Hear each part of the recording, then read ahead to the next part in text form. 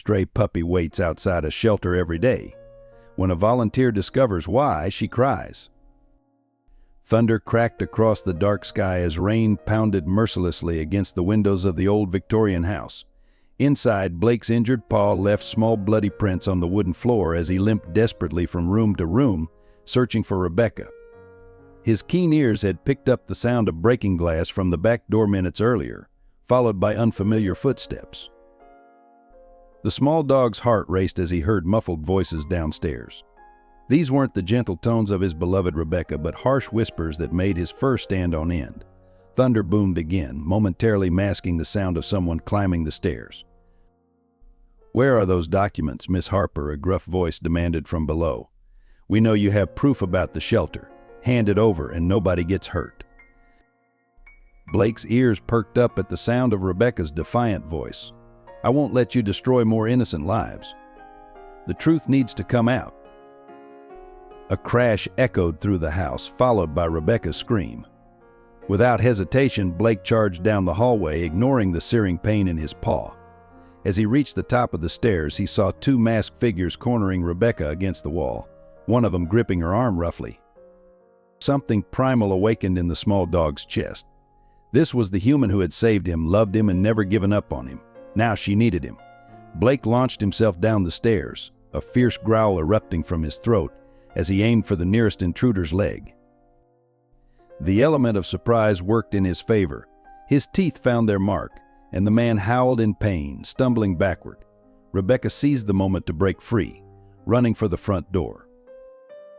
Suddenly, red and blue lights flooded through the windows, accompanied by the wail of police sirens. The intruders cursed, shoving past Rebecca as they fled toward the back of the house. As cars screeched to a halt outside, Emily Thompson jumped out of her vehicle, her heart pounding. The young shelter volunteer had followed her instincts after receiving Rebecca's frantic call earlier, and she'd immediately alerted the police. But nothing could have prepared her for the scene that awaited inside, or for the series of events that had led to this terrifying night. To understand how a gentle shelter dog and a compassionate vet student had become entangled in such danger, we need to go back 72 hours to where it all began.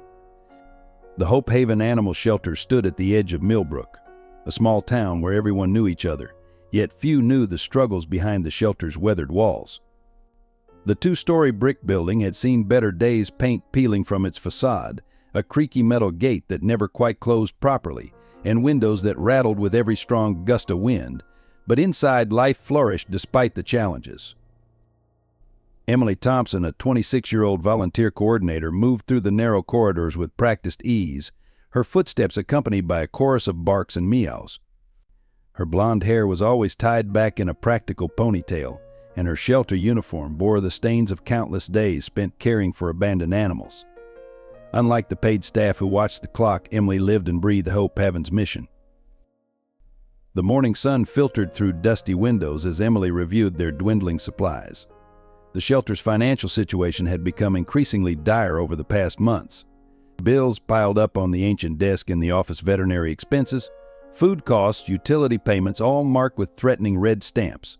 The shelter's bank account was running on fumes, and their primary donor had recently switched allegiance to the newly built Maxwell Center across town. "We're down to our last few bags of kibble," Sarah Martinez, the shelter's manager, announced as she entered the office. The worry lines around her eyes had deepened lately. "And Dr. Anderson says he can't keep giving us discounted rates for medical care." Emily's grip tightened on her clipboard. "We'll figure something out," she said, though her voice betrayed her uncertainty. "We always do." The contrast between Hope Haven and the Maxwell Center couldn't be starker. While their shelter struggled with basic necessities, Maxwell's gleaming glass building boasted state-of-the-art facilities and a marketing budget that seemed limitless. Their director, Richard Maxwell, had appeared on local television just yesterday announcing another successful adoption drive. Yet Emily knew something felt wrong about Maxwell's perfect facade. Animals that other shelters had worked with for months, requiring special care and rehabilitation, suddenly appeared in Maxwell's adoption photos miraculously well-behaved and ready for new homes. The numbers didn't add up, but no one seemed to question their success. Emily's dedication to Hope Haven went beyond a simple love for animals. 3 years ago, she had walked through these doors as a broken person, reeling from the loss of her parents in a car accident. The shelter's animals had given her purpose again, teaching her that healing came through helping others. Now, watching the shelter struggle felt like watching her own family fight for survival. She walked through the kennels, checking on each animal personally. There was old Max, the 3-legged German Shepherd, who greeted everyone with a gentle wag. Lucy, the blind cat who had become the shelter's unofficial mascot. Each animal had a story. Each one deserved a chance at happiness, and Emily was determined to fight for them.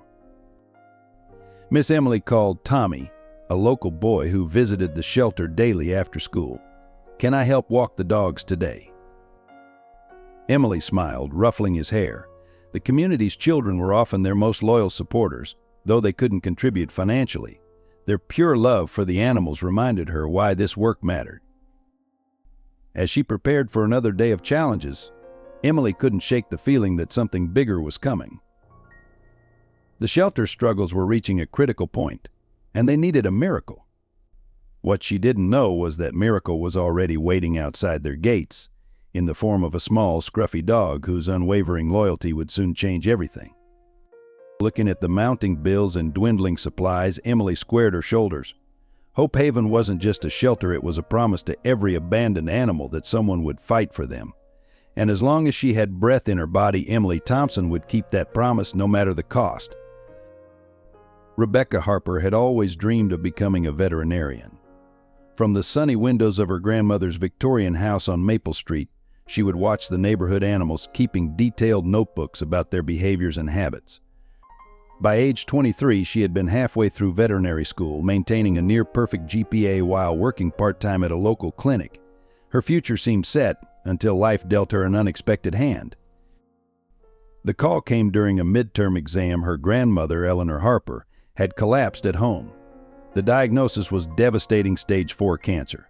The doctors gave her 6 months at best. For Rebecca, the choice was impossible but clear. Eleanor had raised her after her parents' divorce, sacrificing everything to give her granddaughter a chance at education. Now it was Rebecca's turn to sacrifice.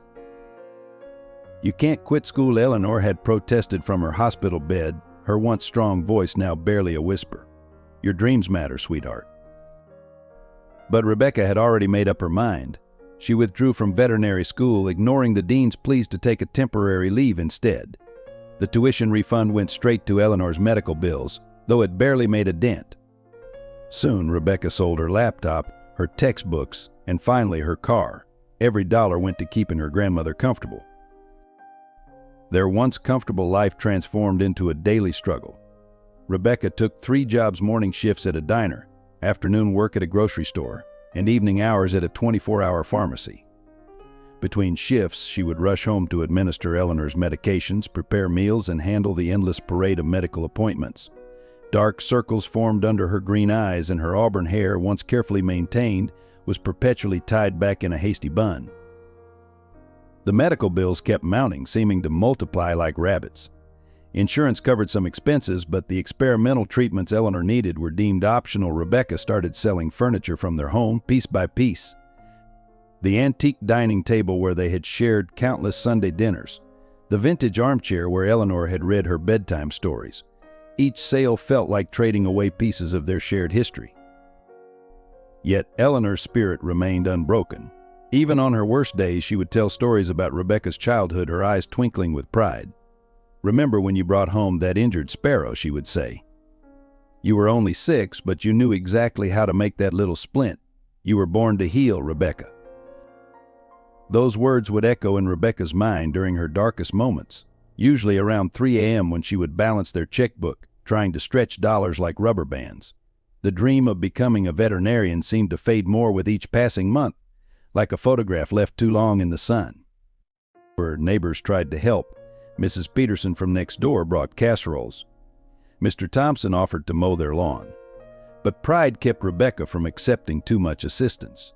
Eleanor had taught her to stand on her own feet, and she was determined to handle their challenges with dignity. What no one knew was that Rebecca had started skipping meals to afford Eleanor's pain medication. She would tell her grandmother she had eaten at work, then subsist on coffee and vending machine snacks. Her clothes began hanging loose on her frame. but she told herself it was temporary. Everything was temporary except her determination to give Eleanor the care she deserved. Yet amidst all the hardship, Rebecca held on to one source of joy, a small, scruffy dog who would soon change her life in ways she could never imagine.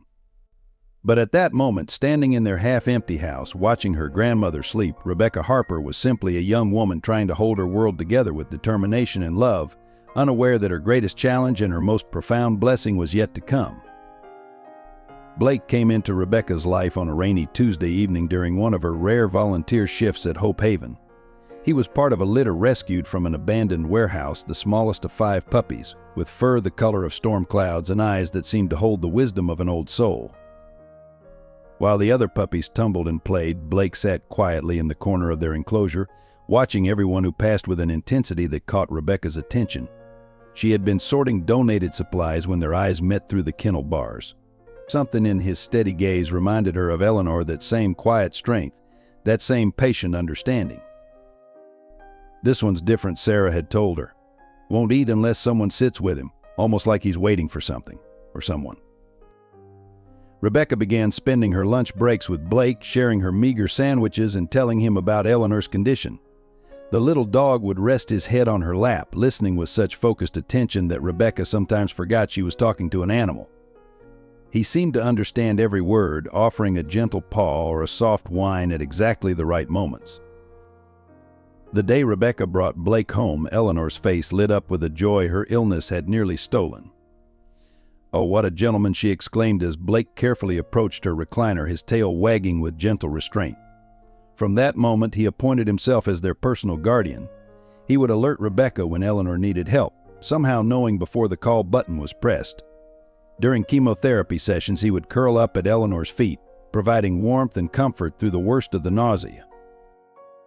At night, Blake would divide his time between their rooms, checking on Eleanor before settling near Rebecca's desk as she worked on their budget. If she stayed up too late, he would nudge her hand with his nose, insisting she get some rest. His presence made their half-empty house feel like a home again. Blake proved to be more than just a pet. He became their anchor in the storm. When Rebecca had to choose between buying dog food or her own dinner, Blake would share his kibble with the neighborhood strays, as if understanding the importance of stretching their resources. He never complained about the cheaper brands or missed walks when Rebecca was too exhausted from her multiple jobs. The bond between Blake and Rebecca transcended ordinary human-animal relationships. He seemed to read her emotions with uncanny accuracy, offering comfort before the tears even fell. After particularly difficult doctor's appointments, Blake would perform silly antics, chasing his tail or pretending to sneeze until Rebecca couldn't help but smile. Eleanor would watch them together, her eyes twinkling. "That dog," she would say, "has an old heart and a young body. He was meant to find you, Rebecca." Their happiest moments were the simple ones, Sunday afternoons when Eleanor felt strong enough to sit in the garden, with Blake patrolling the flower beds and Rebecca reading aloud from her grandmother's favorite books. In these peaceful interludes, it was easy to forget their struggles, to imagine a future where dreams weren't sacrificed and love conquered all. But life had other plans, and soon their carefully balanced world would be turned upside down. Yet, through everything that was to come, the bond between Rebecca and Blake would prove to be their greatest strength, a connection forged in quiet moments and tested by storms, unbreakable even in the darkest of times. The call came at 3:47 a.m. on a bitter December morning. Rebecca had just finished her night shift at the pharmacy when her phone lit up with the hospital's number. Her hands trembled as she answered, already knowing that only the worst news came at this hour. "Miss Harper," Dr. Matthews's voice was gentle but urgent. "Your grandmother has taken a turn for the worse. The cancer has spread more aggressively than we anticipated. You need to come now." The hospital corridors seemed endless as Rebecca ran toward the ICU, her work uniform still smelling of antiseptic and generic medications. Blake waited in the car. Hospitals didn't allow pets, even ones as special as him. When she reached Eleanor's room, the sight stopped her in her tracks. Eleanor Harper, who had always seemed larger than life despite her small frame, looked impossibly fragile among the tubes and monitors. Her silver hair, usually neatly combed, spread across the pillow like a faded halo. The steady beep of machines provided a cruel soundtrack to the scene. Rebecca Eleanor whispered, her eyes fluttering open. "My sweet girl." Dr. Matthews pulled Rebecca aside, his face grave. "There's a new treatment available," he explained, "an experimental protocol at a specialized facility in Boston. It's showing promising results in cases like your grandmother's." Hope flickered in Rebecca's chest until she heard the next words, "But it's not covered by insurance. The treatment, hospital stay, and aftercare would cost approximately $50,000, and it needs to start immediately." The number hit Rebecca like a physical blow. $50,000 might as well have been $5 million. She had already depleted their savings, maxed out their credit cards, and sold nearly everything of value they owned. "How long?" Rebecca's voice cracked. "Without the treatment, how long does she have?" "Days," Dr. Matthews replied softly. "Maybe a week." That night, Rebecca sat in her car in the hospital parking lot, Blake's head resting on her lap as she sobbed. The small dog stayed perfectly still, offering his silent comfort as she faced the most impossible decision of her life. She had one last option: their house. The Victorian home that had been in their family for 3 generations, where Eleanor had raised her, where every corner held a precious memory. A quick sale to a desperate developer could provide the money needed, but it would mean losing their home, their stability, everything they had left. "What do I do, Blake?" she whispered. The dog looked up at her with those knowing eyes, but this time even he couldn't offer a solution. The next morning brought another complication. The developer who had been pestering them to sell the house for months called with an urgent ultimatum. He would pay cash, but the offer was only good for 48 hours, and they would need to vacate immediately. No exceptions, no time to make arrangements. Rebecca paced their living room, the developer's business card clutched in her hand. The house could save Eleanor, but the instant displacement would create a new crisis. She couldn't afford even a modest apartment, and no rental agency would accept her application with her current debt-to-income ratio. The hospital's social worker had mentioned temporary housing options, but none allowed pets. Blake watched her from his spot by Eleanor's empty recliner, his expression somehow both worried and reassuring. The thought of separating from him made her physically ill, but what choice did she have? Eleanor's life hung in the balance. That evening, Rebecca returned to the hospital, her decision made but her heart breaking. Eleanor was awake, her face lined with pain, but her eyes still sharp. "I know that look," Eleanor said before Rebecca could speak. "You're planning to sell the house." "Grandma, the treatment could give you more time. It could work." Eleanor reached for Rebecca's hand, her grip surprisingly strong. "My darling girl, always trying to save everyone. But some battles aren't meant to be won by fighting harder. They're won by knowing when to find peace." "I can't lose you," Rebecca whispered, tears spilling down her cheeks. "You'll never lose me," Eleanor promised. "But I won't let you destroy your future and lose Blake for a few more weeks of watching me suffer. Promise me you won't sell our home. Promise me you'll keep our family together, you and Blake. That's all I need to be at peace." Rebecca laid her head on the hospital bed, feeling her grandmother's fragile fingers stroke her hair, just as she had done when Rebecca was a child. The choice before her seemed impossible: her grandmother's last chance at life versus her grandmother's last wish. Amanda Pierce had been Rebecca's classmate in veterinary school, always hovering on the periphery of friendship. She now worked as a veterinary technician at the Maxwell Center, and her perfectly timed appearance at the hospital seemed like a miracle when Rebecca was at her lowest point. "Let me help," Amanda offered, finding Rebecca in the hospital cafeteria during one of her brief breaks from Eleanor's bedside. "I heard about your grandmother. You shouldn't have to worry about Blake right now. I can take him temporarily, just until you get things sorted out." Rebecca hesitated, clutching her lukewarm coffee. "I couldn't ask that of you." "You're not asking, I'm offering," Amanda insisted, her smile warm and reassuring. "I work at a state-of-the-art facility. Blake will have access to the best care, plenty of exercise, and I'll send you daily updates. It's just temporary, Rebecca. You need to focus on your grandmother." The offer seemed too good to be true. Amanda even volunteered to handle all of Blake's expenses, explaining that the Maxwell Center had a program for temporary foster situations. She produced official-looking paperwork, complete with the center's prestigious letterhead. "Just think about it," Amanda said, leaving her card. "The offer stands whenever you need it." That night, Blake seemed to sense something was wrong.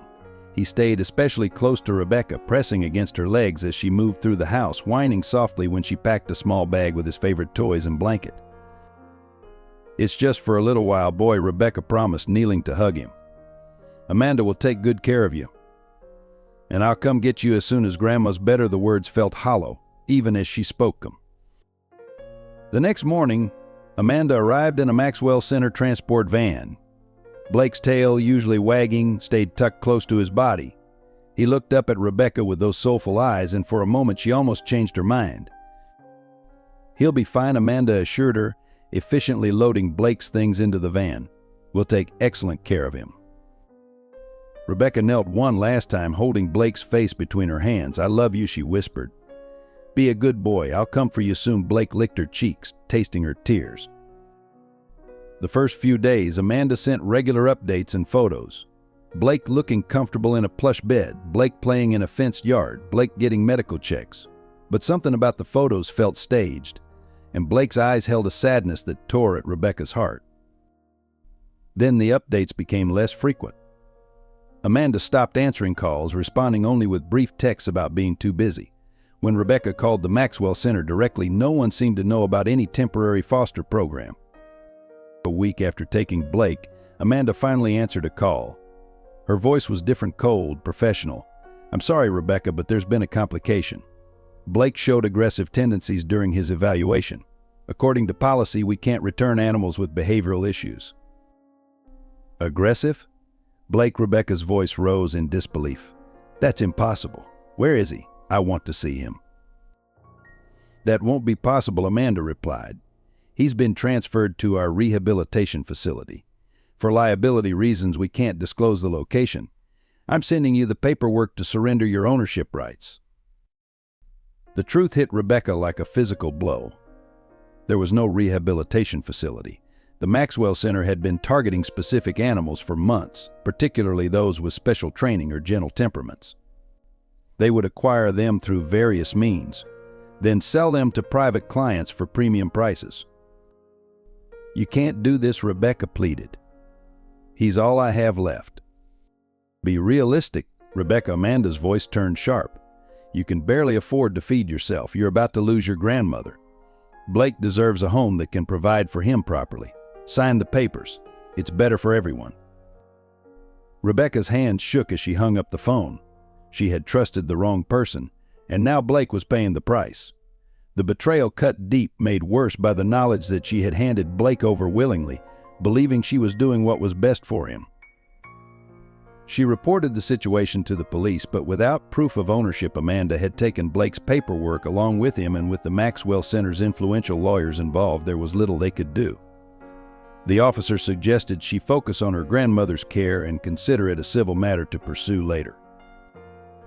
That night, alone in the empty house, Rebecca curled up in Eleanor's recliner, clutching Blake's favorite toy, a worn blue elephant he'd had since the day she adopted him. The magnitude of her mistake crashed over her in waves. She had failed to protect the one being who had never failed her. "I'm so sorry, Blake," she whispered into the darkness. "I'm so sorry I trusted her."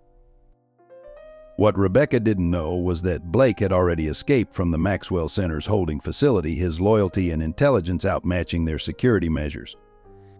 Even as she blamed herself, he was already making his way back to her, guided by a love that would soon shake the foundations of both the Maxwell Center and Hope Haven.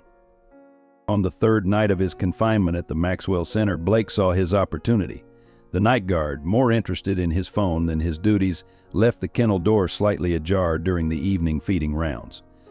Blake, who had been carefully observing the facility's routines, slipped out silently, his paws barely making a sound on the polished floors.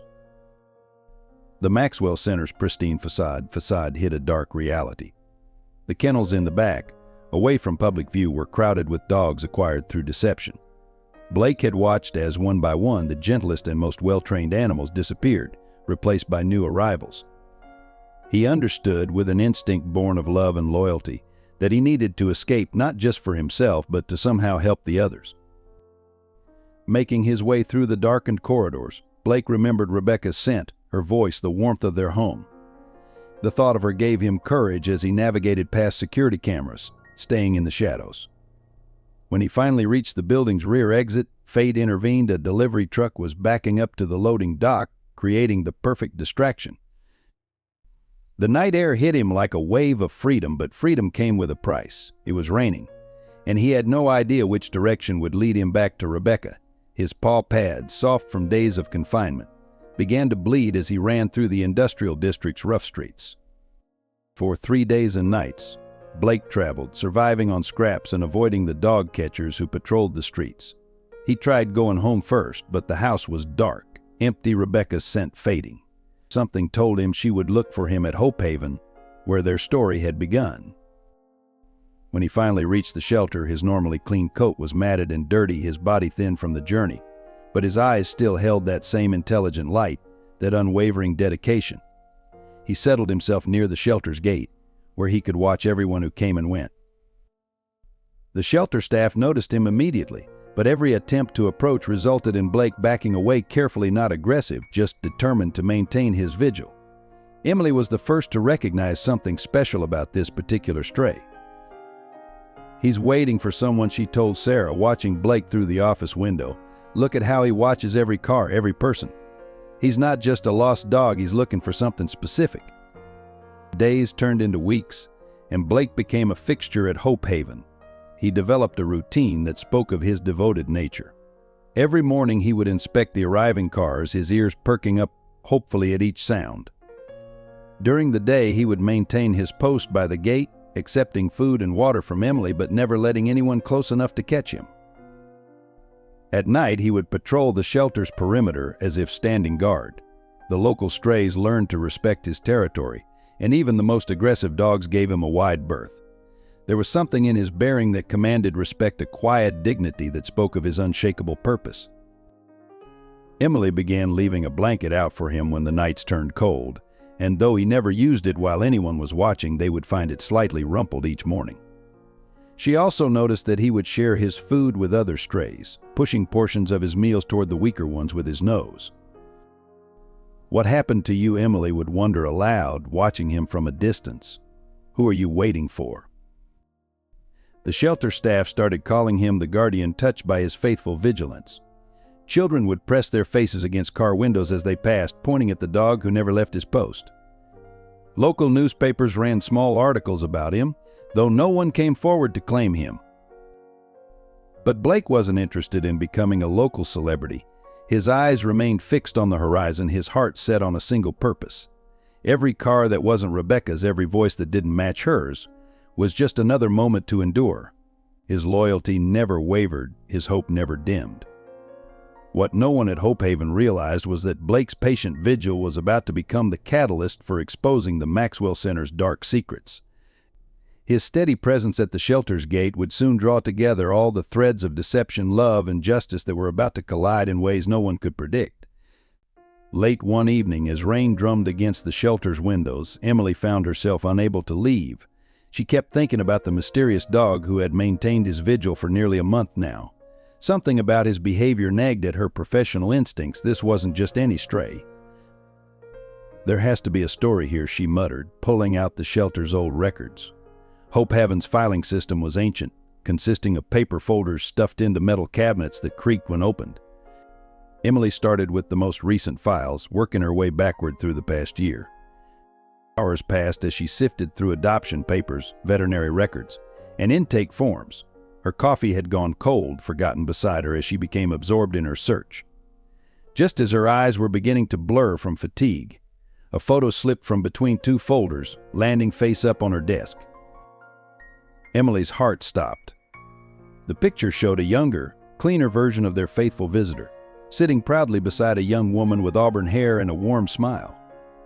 Behind them stood an elderly lady in a rocking chair, all three looking perfectly content in what appeared to be a well-tended garden. Her hands trembling slightly, Emily examined the attached paperwork. The dog's name was Blake, adopted 6 months ago by Rebecca Harper, a former veterinary student.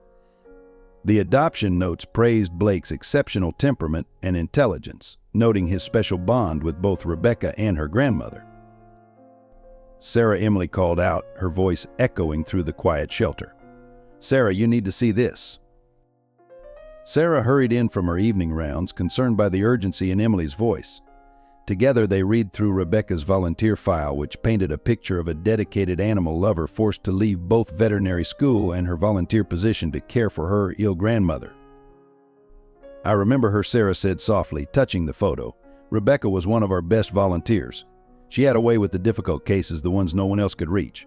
Then one day she just stopped coming. We tried calling, but..." Emily dug deeper into the records, finding more photos of Rebecca and Blake working with other shelter animals. The transformation in the scared, aggressive dogs under their care was remarkable. Notes from other volunteers praised their teamwork, describing how Blake would help calm nervous animals while Rebecca treated them. "Look at the dates," Emily pointed out, spreading the papers across her desk. She stopped volunteering right around the time her grandmother's condition worsened.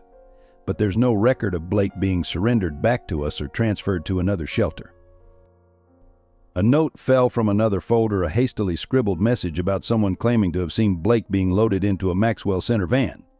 Emily's blood ran cold. The Maxwell Center had been in the news lately, touting their perfect adoption rates and miracle rehabilitations. "Those adoptions never made sense," Sarah admitted, her face troubled. "No shelter has a 100% success rate with behavioral cases. It's just not possible."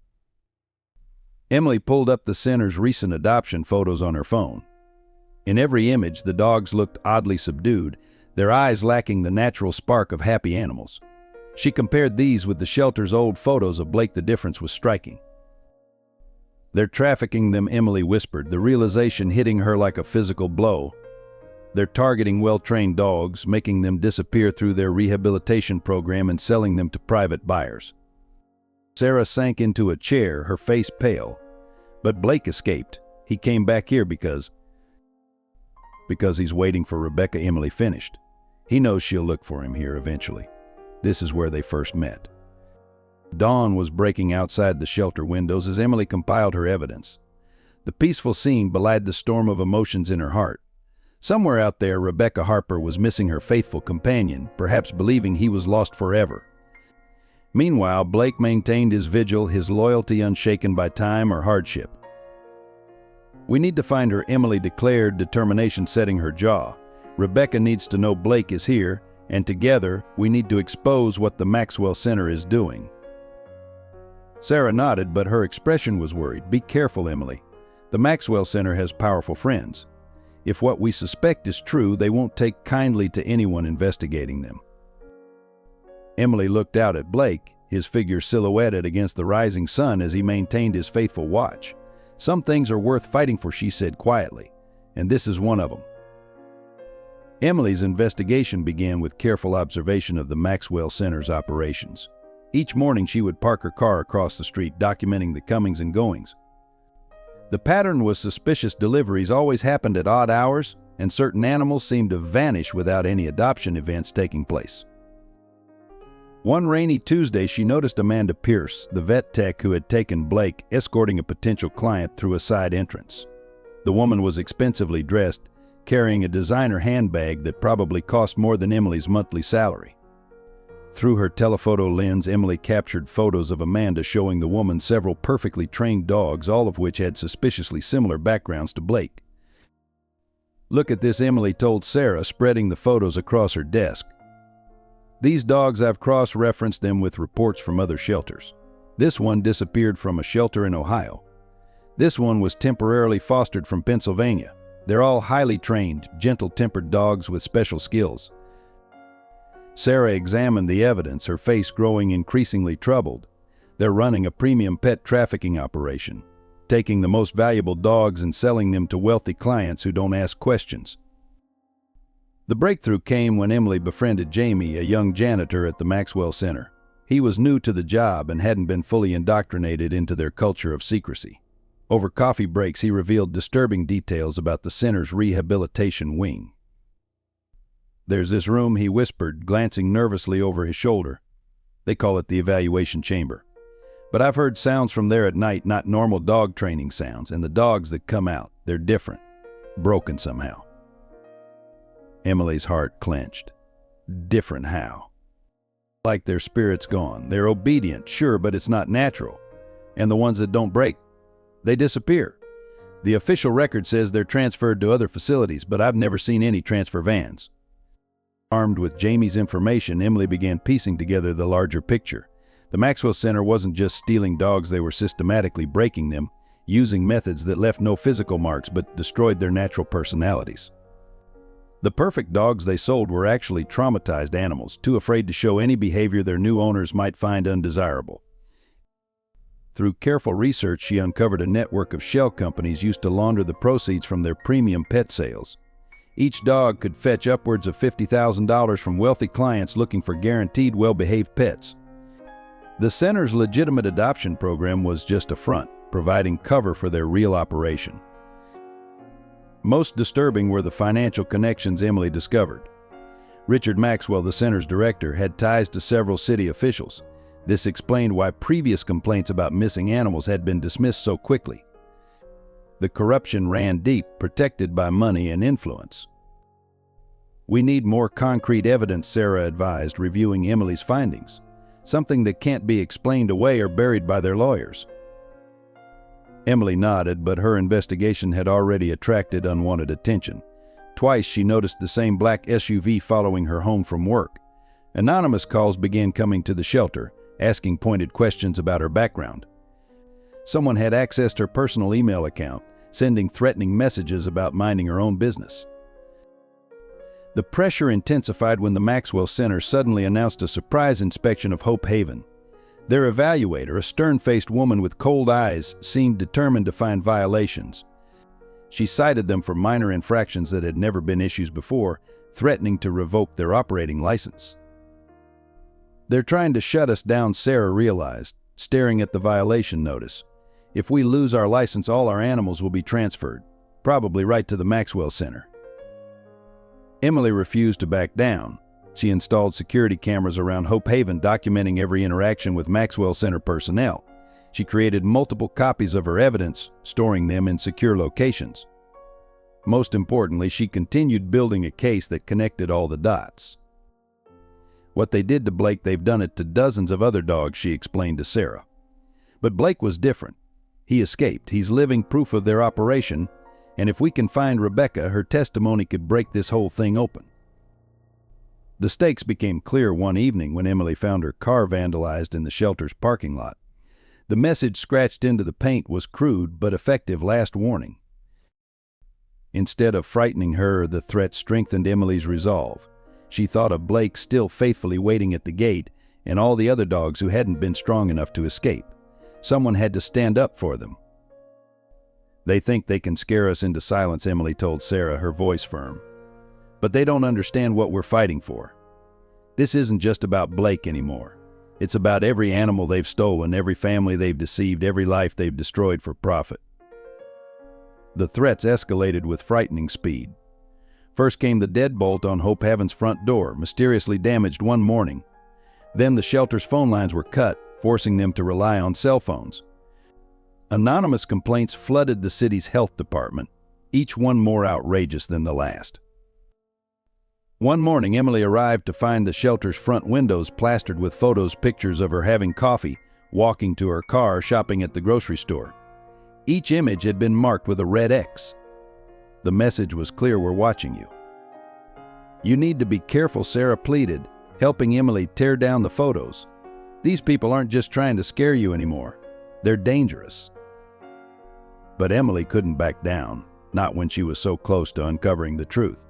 That afternoon, she received a call from an unlisted number. Richard Maxwell's smooth voice oozed false concern. "Miss Thompson, I hear you've been asking questions about our operation. I'd hate to see anything happen to Hope Haven's license, or to those precious animals you care for. Perhaps we could meet and discuss a mutually beneficial arrangement." Emily's hand tightened on her phone. "The only arrangement I'm interested in is justice for the dogs you've stolen." Such passion, Maxwell chuckled, but there was ice in his voice. "Remember, accidents happen in shelters all the time. Food contamination, mysterious illnesses. It would be tragic if your animals suffered because of your misguided crusade." The threat to the shelter's animals hit Emily like a physical blow. That night, she installed security cameras and changed all the locks, but sleep eluded her. Blake kept watch outside, his presence somehow reassuring. He seemed to understand the danger, growing more alert, warning them with soft growls when strangers approached. The pressure took its toll on the shelter staff. 2 volunteers quit after receiving threatening phone calls. Others stayed but jumped at every unexpected noise. Emily started sleeping at the shelter, converting an old office into a makeshift bedroom. "We should go to the police," Sarah suggested, but Emily shook her head. "Maxwell has them in his pocket. Remember what happened when Rebecca tried to report Blake's theft. We need concrete evidence first." The worst came when someone broke into Emily's apartment. Nothing was stolen, but her photos had been rearranged, family pictures turned face down, childhood memories scattered across the floor. On her bedroom mirror, written in red lipstick, "Stop digging." That same week, Hope Heaven's main donor pulled their funding without explanation. Bills piled up and supplies ran low. The Maxwell Center even offered to help by taking some of their animals, an offer Emily firmly rejected. "They're trying to break us," Emily told Sarah, reviewing their dwindling bank account. "If we can't feed the animals, we'll have to transfer them. That's what they want." But the threats had an unexpected effect. Instead of frightening people away, they began drawing attention. Local news outlets picked up the story of the embattled shelter and its mysterious guardian dog. Small donations started trickling in from community members who recognized the struggle for what it was, David versus Goliath. Emily kept detailed records of every threat, every incident. She knew they were building to something bigger. Maxwell's people wouldn't be satisfied with intimidation forever. Eventually, they would take direct action. "We need to find Rebecca," Emily insisted, watching Blake maintain his vigil. "She's the key to all of this. Her testimony about how they took Blake, combined with our evidence, it could bring down their whole operation." But finding Rebecca proved challenging. She had moved from her old address, her phone was disconnected, and the hospital where her grandmother had been treated cited privacy laws when Emily inquired. Time was running out. The health department had scheduled another inspection, this one to be conducted by a Maxwell Center affiliate. Emily knew they would find whatever violations they needed to shut Hope Haven down. Blake seemed to sense the growing tension. His vigilance increased, and he began warning them of approaching danger before any humans noticed. His loyalty wasn't just to Rebecca anymore, he had become Hope Haven's protector, standing guard against the forces threatening to destroy it. "We won't let them win," Emily promised him one evening, watching the sunset from the shelter steps. "Whatever happens, we'll keep fighting. For you, for Rebecca, for all the animals they've hurt." Blake's steady gaze held more understanding than any human response could have conveyed. The battle was far from over, and the worst was yet to come. Emily's search for Rebecca led her to St. Michael's Cemetery on a cold Sunday morning. Following a hunch, she checked recent burial records and found what she'd been dreading: Eleanor Harper, age 72, interred 3 weeks ago. The timing aligned perfectly with Blake's appearance at the shelter. The groundskeeper, an elderly man named Frank, remembered the funeral clearly. "Such a sad affair," he said, leading Emily to the grave. "Just the granddaughter there, no other family. Poor thing could barely afford the basic service. Stood here for hours after everyone left, talking to her grandmother about some dog she'd lost." Emily knelt beside the fresh grave, noting the simple headstone. No elaborate epitaph, just dates and a single line: "Beloved grandmother and guardian angel." Fresh flowers lay at its base, cheap supermarket daisies, probably all Rebecca could afford. "The young lady comes every Sunday," Frank added. "Always around sunset. Brings those same daisies. Talks about someone named Blake, apologizing over and over. Sometimes she just sits and cries." Emily's heart clenched. Today was Sunday. If she waited, she might finally meet Rebecca. But the story Frank shared next shattered her expectations. "Last week was different, though," he continued. "She came with some official-looking papers. Said she had to say goodbye to her grandmother one last time before leaving town. Something about a job opportunity up north." "Did she say where?" Emily asked urgently. Frank shook his head. "Not exactly. But she left this old photo album with me. Said she couldn't take it where she was going, asked if I'd keep it safe. Seemed important to her." The album was worn, its corners frayed from years of loving use. Inside, Emily found a treasure trove of memories: Rebecca growing up, Eleanor's proud smile at graduations, and dozens of photos of Blake. The most recent one showed all three of them together, a perfect little family now torn apart. Between the pages, Emily discovered a letter in Eleanor's shaky handwriting, dated just days before her death. My dearest Rebecca, by the time you read this, I'll be gone. Don't blame yourself for what happened with Blake. You were trying to save me just as you've always tried to save everyone. But some things aren't meant to be saved. I've watched you sacrifice everything, your dreams, your education, and finally your beloved Blake, all for me. The guilt is unbearable. I should have been stronger, should have forced you to keep him. He was your anchor in the storm, and I let you lose him. There's something you need to know. The night before you sent Blake away, I received a visit from Richard Maxwell. He offered to cover my medical expenses in exchange for you surrendering your veterinary license and leaving town. I refused, but he warned me that accidents happen to stubborn old ladies. I didn't tell you then because I knew you'd try to fight him and I couldn't bear to see you hurt. But now you must know the truth. They didn't just want Blake, they wanted to destroy any chance of you exposing their operation. My darling girl, don't let them win. Don't let my death and Blake's loss be for nothing. You have always been stronger than you knew. Fight back. Reclaim your dreams. Find Blake, he's out there somewhere, waiting for you. He would never give up on you, just as you never gave up on me. All my love. Grandma Eleanor. Emily's hands trembled as she finished reading. The truth was worse than she'd imagined. Maxwell hadn't just stolen Blake, he'd systematically destroyed Rebecca's life, using her grandmother's illness as leverage. A shadow fell across the grave. Emily looked up to find Frank returning, his face grave. "She's here," he whispered. "Just pulled into the parking lot."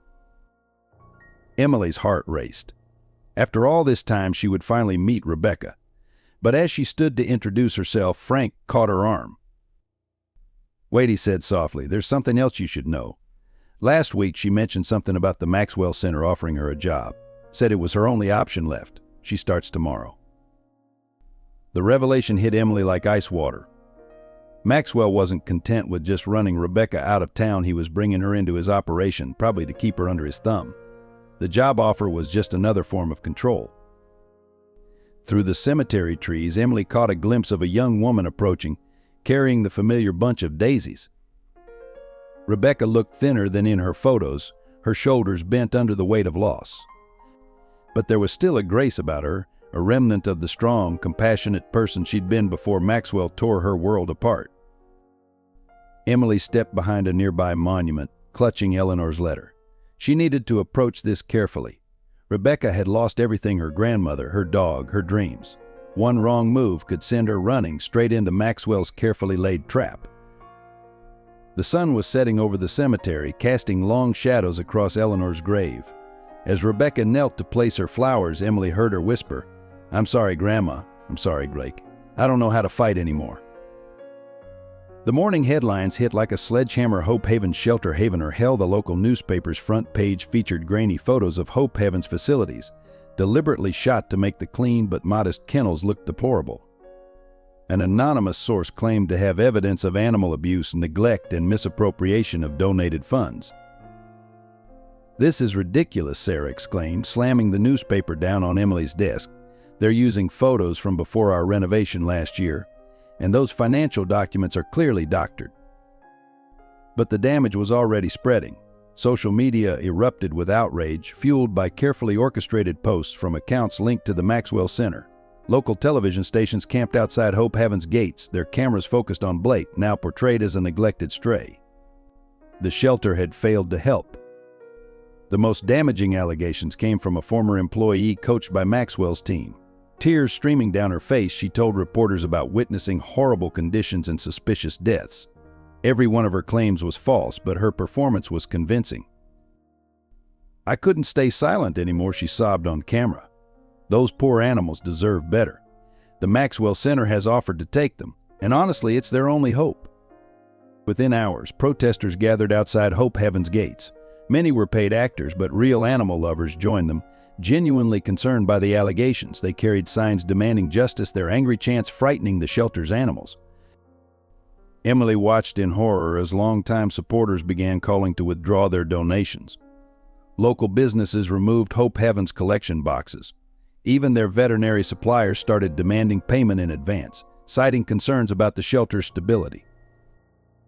"They're trying to starve us out," Emily told Sarah, watching their bank balance plummet. "Without supplies, without donations, we can't care for the animals. They're forcing us to transfer them to Maxwell." The worst blow came when Animal Control announced a formal investigation. The inspector, clearly in Maxwell's pocket, nitpicked every detail. A scratch on a food bowl became unsanitary conditions. A dog's playful bark was labeled signs of distress. Blake remained their one constant, maintaining his vigil despite the chaos. Some protesters tried to rescue him, but he evaded their attempts with quiet dignity. His presence became a symbol of hope for the shelter staff. If he wouldn't give up, neither would they. Then came the surveillance footage leak. Security cameras had captured Emily meeting with Jamie, the Maxwell Center whistleblower. The video was heavily edited to make their conversation appear sinister, suggesting Emily was bribing him to spread lies about Maxwell. "You're finished," Maxwell told her in another anonymous call. "Your reputation is destroyed. No one will believe anything you say about us now. Take our offer, transfer the animals to us, and this all goes away." But Maxwell had overplayed his hand. The community that had known Hope Haven for years began to question the sudden flood of accusations. Longtime adopters came forward with photos of their happy, healthy pets. Former volunteers shared stories of Emily's dedication. The tide began to turn when Mrs. Peterson, a respected elderly resident, spoke up at a town council meeting. "I've been watching that shelter for 30 years, she declared firmly. "The only changes I've seen lately are the fancy cars driving by from that Maxwell place right before all this trouble started." Others followed her lead. People began sharing their own suspicious encounters with the Maxwell Center, missing pets, strange contracts, adoptions that felt more like high-pressure sales. The protest crowds thinned as genuine animal lovers realized they'd been manipulated. Emily seized the moment to fight back. She released daily videos showing Hope Heaven's actual conditions. She invited reporters inside, real journalists this time, not Maxwell's puppets.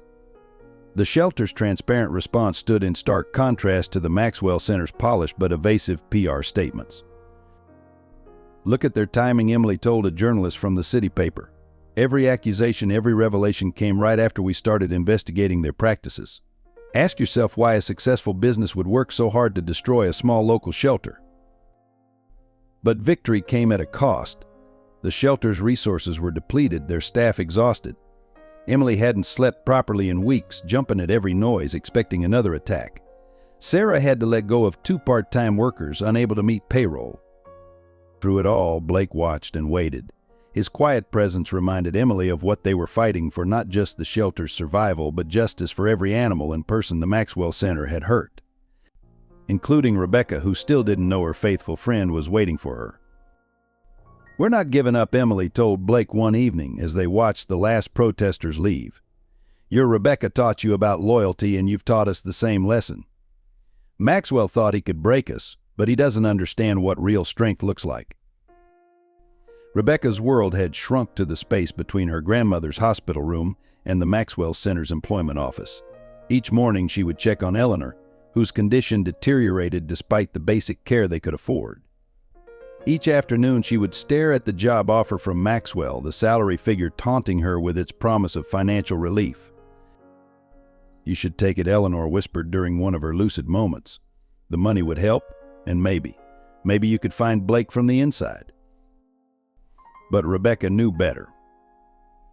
Maxwell's offer came with golden handcuffs, a 2-year contract, a non-disclosure agreement, and a clause preventing her from working with any other animal welfare organization.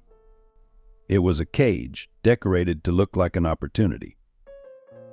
Between hospital shifts, Rebecca would drive past their old house, now eerily empty except for Eleanor's medical bed in the living room. Blake's toys still lay scattered in corners she couldn't bear to clean. His favorite window perch gathered dust, the glass smudged with old nose prints she refused to wash away. Every spare moment was spent searching for Blake. She plastered the city with flyers, checked every shelter's intake records, and followed up on every lead, no matter how unlikely.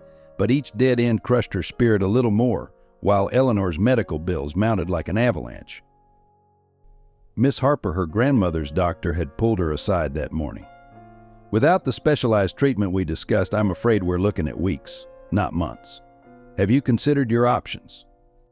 Options. Rebecca almost laughed at the word. What options? She had already pawned her mother's jewelry, sold her textbooks, and taken every extra shift the pharmacy would give her. The only thing left was Maxwell's offer, the devil's bargain that would save her grandmother but cost her soul. Late at night, when the hospital corridors grew quiet, Rebecca would sit by Eleanor's bed and talk about Blake. Remember how he used to bring you your slippers every morning, she would say, holding her grandmother's fragile hand. How he knew when your pain was bad, even before you did. Eleanor would smile faintly, her face gaunt but her eyes still bright. He'll find his way back to you, dear.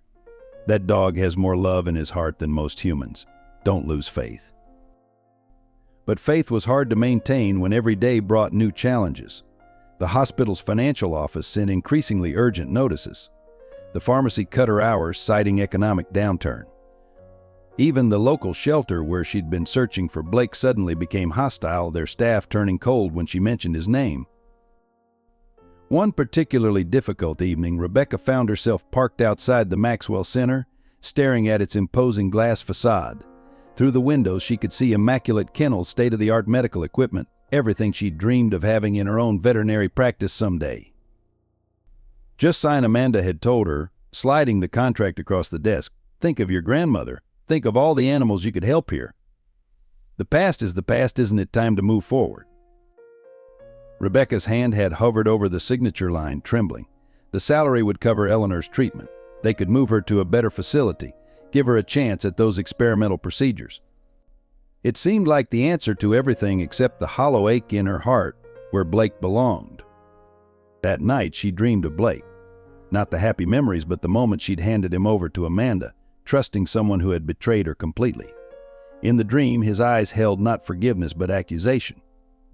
She woke up crying, her grandmother's worried gaze fixed on her from the hospital bed. I failed him, Grandma, Rebecca sobbed. I was supposed to protect him, and I gave him to them. What kind of person does that make me? Eleanor's voice was weak but firm. You were trying to save me, dear, but sometimes the price of saving one love is losing another. The question is, what are you willing to do to make it right? The next morning, Rebecca found another flyer for Blake torn down, replaced by a Maxwell Center adoption advertisement.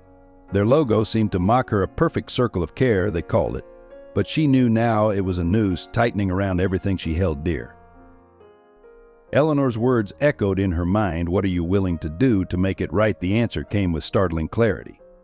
She couldn't save her grandmother by betraying everything they both believed in. Blake hadn't given up on finding his way back to them. How could she give up on finding him? With trembling fingers, Rebecca dialed the Maxwell Center. MS Pierce? About that job offer. I need more time to think it over. The silence on the other end was telling. Time isn't on your side, Rebecca, Amanda replied coldly. Neither is your grandmother's condition. Don't let pride cost you everything. But it wasn't pride holding Rebecca back. It was love for Blake, for Eleanor, for the truth itself. She would find another way. She had to. The night they came for Blake began like any other. The faithful dog maintained his vigil outside Hope Haven's gates, his keen eyes scanning the darkness. Emily had left him his evening meal, and the security lights cast long shadows across the empty parking lot. Around midnight, a black van pulled up silently, its headlights off. 3 men emerged, moving with practiced efficiency. They wore dark clothes and carried what looked like animal control equipment, but their movements were too precise, too calculated for ordinary shelter workers. Blake sensed the danger immediately. He retreated from his usual spot, keeping to the shadows as he'd learned during his escape from the Maxwell Center. But these men were professionals hired specifically for this task. They had studied his patterns, knew his habits. There he is, the tallest one whispered, pointing to Blake's reflection in a puddle. Maxwell wants this done clean, no mistakes, no witnesses. They spread out in a triangle formation, cutting off Blake's escape routes. One carried a tranquilizer gun, another held a heavy-duty catch pole. The third man clutched a tablet showing Blake's photos and details, everything the Maxwell Center had gathered during his previous captivity. Blake's first instinct was to run, but something kept him near the shelter. He knew if he left, these men might turn their attention to the vulnerable animals inside. His protective nature, the same loyalty that had kept him waiting for Rebecca, now made him stand his ground. The first dart missed, striking the fence with a metallic ping. Blake darted between the men's legs, leading them away from the shelter's entrance. He'd learned strategy during his weeks on the streets, understood the importance of choosing his battleground. "Clever mutt," one man growled, readying another dart. "No wonder Maxwell wants him back so badly. Dogs like this could expose everything." Blake's advantage was his size and agility. He ducked under cars, squeezed through narrow spaces, always staying just out of reach. But he was also tired from weeks of vigilance, and his opponents were relentless. The second dart grazed his shoulder, drawing blood but not delivering its sedative payload. Blake yelped, his first sound since the attack began. The noise echoed through the quiet street, reaching Emily's makeshift bedroom in the shelter. She woke instantly, recognizing Blake's distress. Through her window, she caught glimpses of the struggle in the parking lot. Her hands shook as she dialed 911, but she knew police response would be too slow. Maxwell's influence ran deep in local law enforcement. Outside, the battle continued. Blake had managed to bloody one man's hand with a defensive bite, but his energy was flagging. The men had backup plans for every scenario, their movements suggesting military or specialized security training. "Stop playing around," the leader commanded. "Maxwell's paying us too much to mess this up. Use the net." They produced a weighted capture net, the kind used for dangerous animals. Blake recognized the equipment from his time at the Maxwell Center. He'd seen it used on dogs who resisted their rehabilitation process. Emily had reached the shelter's front door, armed with her phone's camera and a baseball bat. But before she could intervene, the net descended on Blake. He fought desperately, but the weights tangled around his legs, bringing him down. "Got him," one man exclaimed, moving in with the catch pole. Blake thrashed against the net, his eyes finding Emily in the darkness. In that moment of connection, she saw something remarkable, not fear, but determination. Even now, trapped and outnumbered, Blake's spirit remained unbroken. The catch pole slipped around his neck as two men lifted him, still struggling, toward the van. Emily ran forward, shouting and filming, but the third man intercepted her. He didn't touch her, but his message was clear. "Walk away," he warned quietly, "or the next visit won't be about the dog." They loaded Blake into the van with practiced speed. Emily's photos caught only shadows and partial license plates, nothing conclusive enough for authorities. Within minutes, the van disappeared into the night, leaving only tire tracks and a few drops of Blake's blood on the pavement. Inside the van, Blake lay quietly in his restraints, conserving his energy. He'd been through this before, but something was different now. His first captivity had been based on deception. This time they'd shown their true nature. And somehow, that made them less frightening. Emily stood in the empty parking lot, tears streaming down her face as she called Sarah. "They took him," she choked out. "Maxwell's men just took Blake." But even as she spoke, she noticed something odd about the tire tracks. The van had turned north, toward the old industrial district, not east, where the Maxwell Center was located. They were taking Blake somewhere else, somewhere off the books. Inside his cage in the moving van, Blake remained alert, memorizing every turn, every stop. He'd escaped them once before, found his way back to Hope Haven through sheer determination. He could do it again. What none of them knew, not Blake, not Emily, not even Maxwell's hired men, was that this kidnapping would set in motion a chain of events that would expose everything. Sometimes, in trying to bury their secrets, people only succeed in bringing them into the light. Eleanor Harper passed away on a quiet Tuesday morning, just as dawn was breaking over the hospital's windows. Rebecca had fallen asleep holding her grandmother's hand, exhausted from another night of vigil. When she woke, the room was filled with a strange stillness, and Eleanor's hand had grown cold. "She went peacefully," the nurse told her gently. "She was smiling at the end."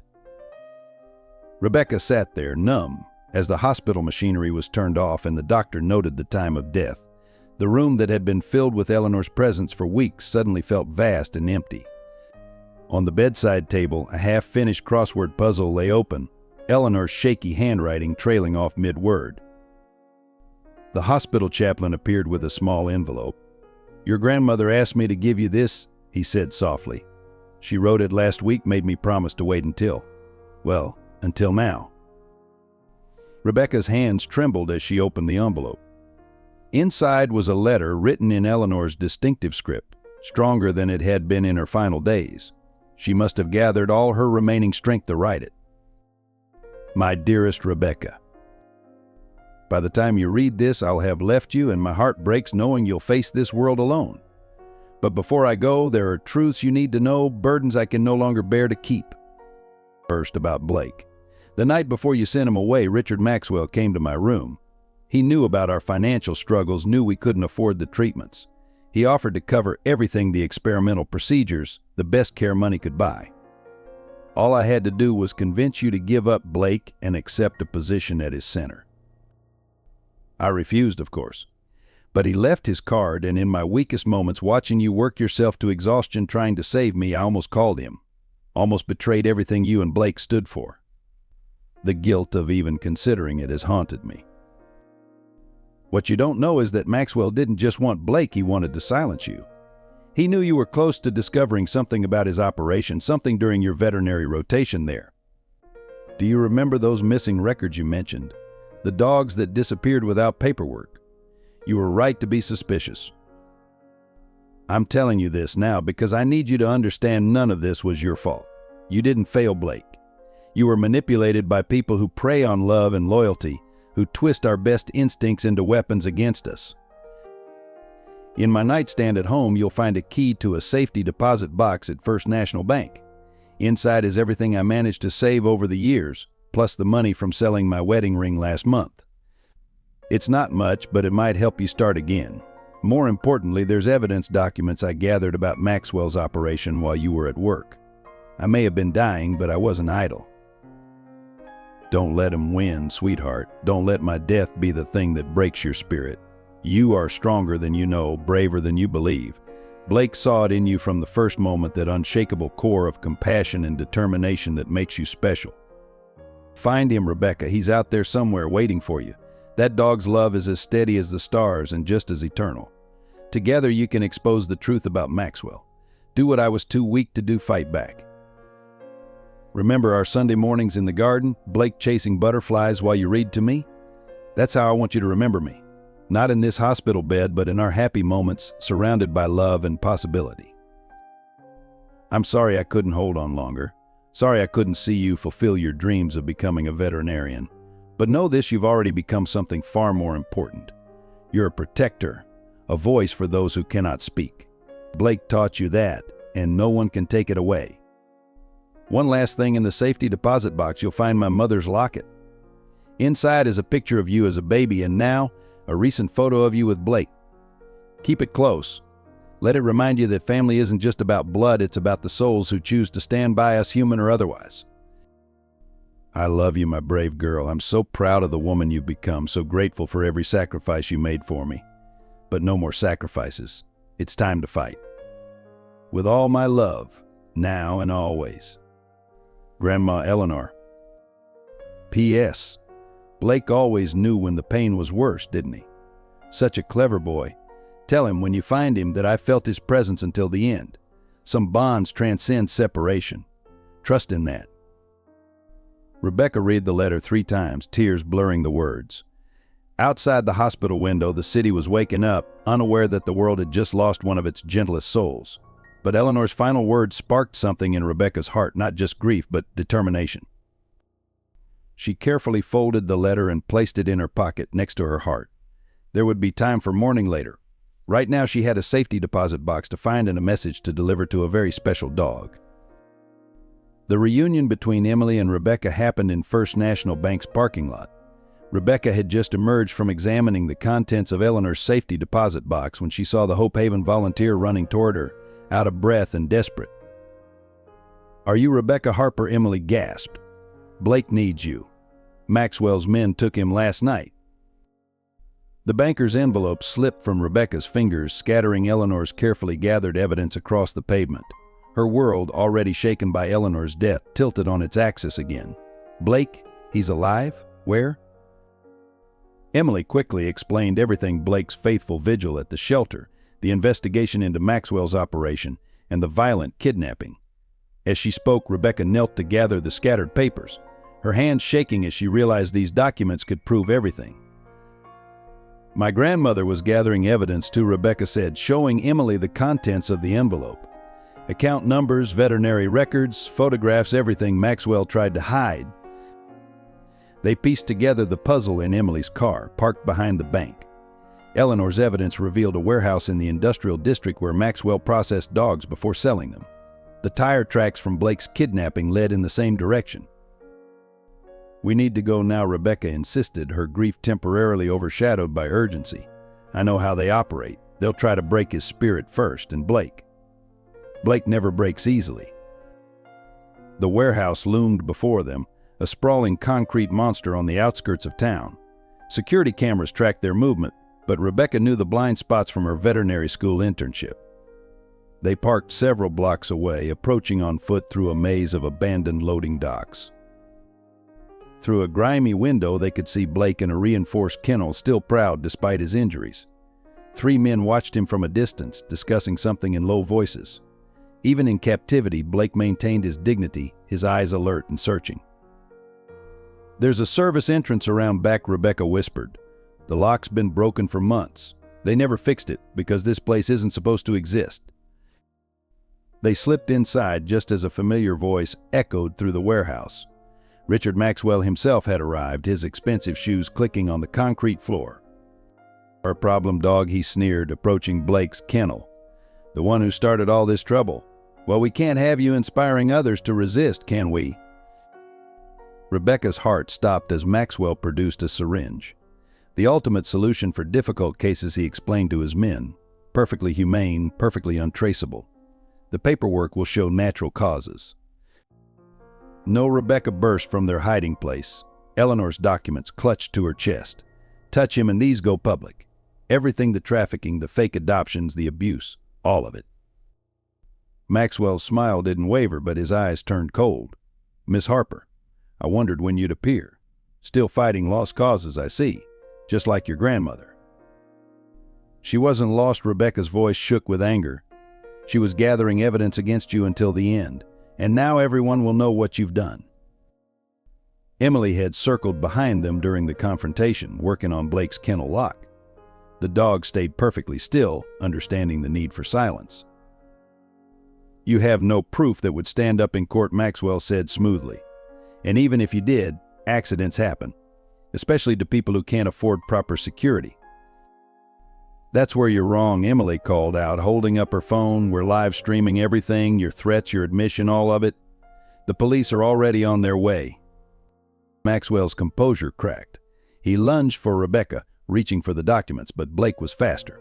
The kennel door burst open, and he launched himself between them, his teeth bared in warning. The reunion between Blake and Rebecca was instantaneous and electric. He pressed against her legs, protecting her while simultaneously drawing strength from her presence. Their bond, unbroken by separation or hardship, filled the warehouse with an almost tangible energy. "It's over," Maxwell Emily declared as police sirens wailed in the distance. "The truth is out." But Maxwell had one last card to play. "You forget," he snarled, "I own half the police force in this town. Your evidence will disappear. Your witnesses will go silent. And you'll learn what happens to people who challenge me." Not this time, a new voice rang out. Detective Sarah Martinez stepped from the shadows, her badge gleaming. "We've been building a federal case against you for months. Miss Thompson and Miss Harper just helped us complete it." Maxwell's men, reading the shifting winds, quickly stepped away from their boss. The warehouse filled with federal agents, their weapons trained on Maxwell and his remaining loyalists. As handcuffs clicked around Maxwell's wrists, Rebecca knelt beside Blake, burying her face in his fur. "I'm so sorry," she whispered. "I never should have let you go." Blake's response was a gentle lick to her cheek, his eyes full of forgiveness and love. Some bonds, as Eleanor had written, truly do transcend separation. The moment of triumph at the warehouse was shattered by the sharp crack of a gunshot. In the chaos of Maxwell's arrest, no one had noticed Amanda Pierce slipping in through a side door, her face contorted with desperate rage. "If we go down," she screamed, aiming her weapon at Blake, "then everything goes down." Rebecca saw the threat before anyone else could react. Without hesitation, she threw herself in front of Blake just as Amanda pulled the trigger. The impact knocked her backward, blood blooming across her shoulder as she hit the concrete floor.